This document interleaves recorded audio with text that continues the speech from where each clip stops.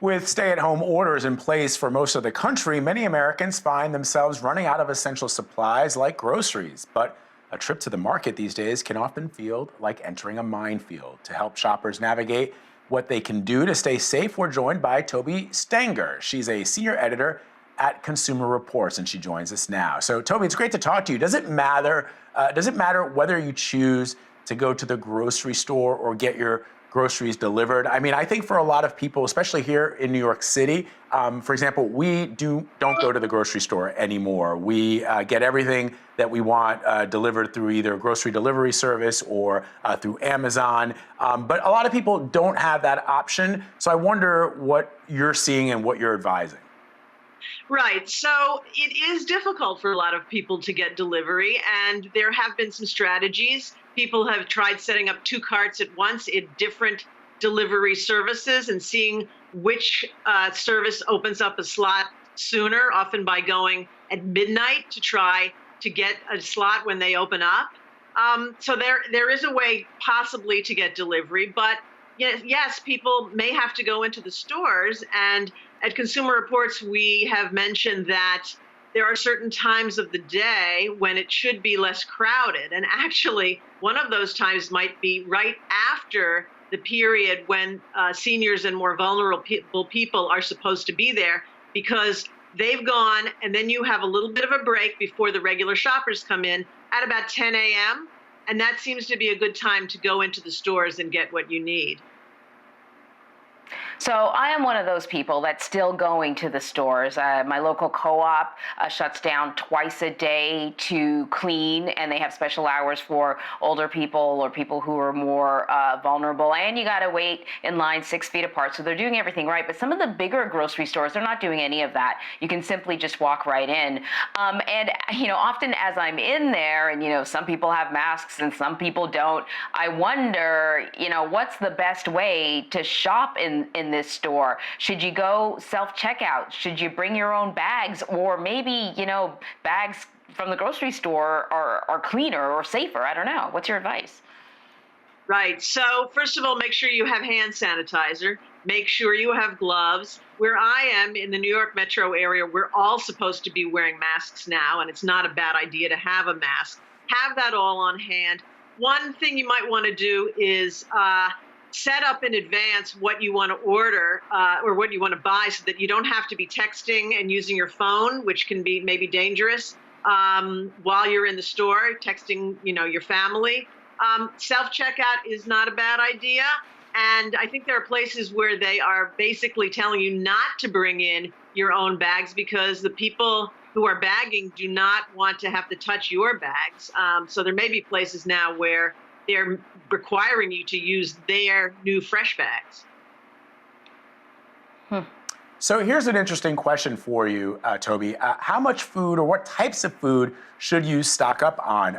In the before times, I generally ate a lot of fresh fish and fresh fruits and vegetables. But now these days, it's too much to continuously order from a grocery store. And as I said, we're not going out. So should people be looking at canned foods? I guess the problem, of course, is that we're all putting on the quarantine 15 because we're all stuck at home. And even for those of us who are working at home, not getting out as much as we used to. And so I wonder what kinds of foods we should stock up on. And more importantly, how much of it should you stock up before you decide to make another purchase? Right. So I talked with experts who said, don't go for more than about 2 weeks. That when you go beyond that, that's really kind of hoarding, and it makes it difficult for other people to get food. Shelf-stable stuff, of course, is quite important because, it lasts a while, beans and rice and so forth. At Consumer Reports, we have found often that frozen food has as much nutrition as fresh because it has been packed right from the fields. So that's a possibility. But, we have not found, there has not been any evidence to show that fresh food itself is carrying the virus. We have on Consumer Reports advice for how to wash it. Certainly, but it's mainly just to get off the pesticides the same way you normally would. So keep fresh food. Find frozen alternatives that can work. Lots of recipes that are out there for those kinds of things these days. Vlad, I feel you on the fresh fruits and vegetables. After 2 loaves of banana bread and 1 batch of banana ice cream, I realized that buying fresh fruits and vegetables, if you're not eating them in sort of like the first 3 or 4 days, is not a good idea. So we're limiting what we buy. We're making sure we eat it right away when we do. You mentioned that you don't really need to sanitize your groceries, your fruits and vegetables in a way that was sort of other than what you would have normally have been doing to wash off the pesticides. But what about other packaging, cereal boxes or bags of chips? Should we be wiping them down? You can, if it's a hard surface, if it's like a jar, say, it wouldn't hurt, to wipe it down with a disinfectant. Paper is a little more difficult to do. So the best idea maybe is you just put it away, maybe not use it for a day or so, because there are some studies that show that it doesn't last on paper more than about a day. But the main thing is just wash your hands before, after, during cooking. Just wash, and don't touch your face. So those are the main things you can do, rather than going a little crazy about wiping down paper. Yeah. Yeah. I mean, that's good advice. Although, I tend to be a little more paranoid, and even Marion, my fiance, sort of like tweaked me yesterday. I was watching. You ever seen somebody wash a bag of Doritos? Obviously not open. That was me yesterday in the kitchen sink. Because I thought to myself, I'm holding the bag, I'm sticking my hand in it, and I'm eating, and then I'm holding the bag. So I thought, well, why not? But Tobie, what kind of precautions should you be taking if you're getting groceries delivered? Right. So in terms of safety, a lot of times you have the option to talk to the person, text them, and find out, what are they, mainly you're going to have it delivered to your door and not have them handed to you. That's the main thing you want to do.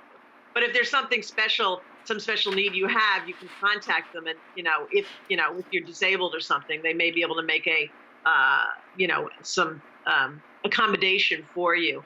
But basically, in terms of delivery, the same goes for store-bought groceries. Don't overdo it in terms of the purchase.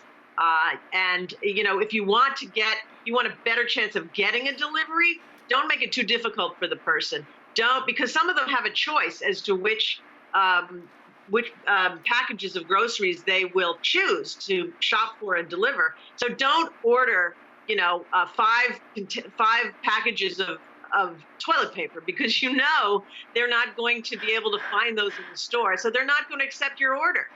So you make the order, be nice to the to the shopper, and don't make it difficult on them. Geez, Tobie, just great advice. And these are all the questions that people are asking, themselves at home, but you don't want to ask anyone else. Should I be washing my Doritos bag? So we really appreciate it. Thank you. Thank you. Take care.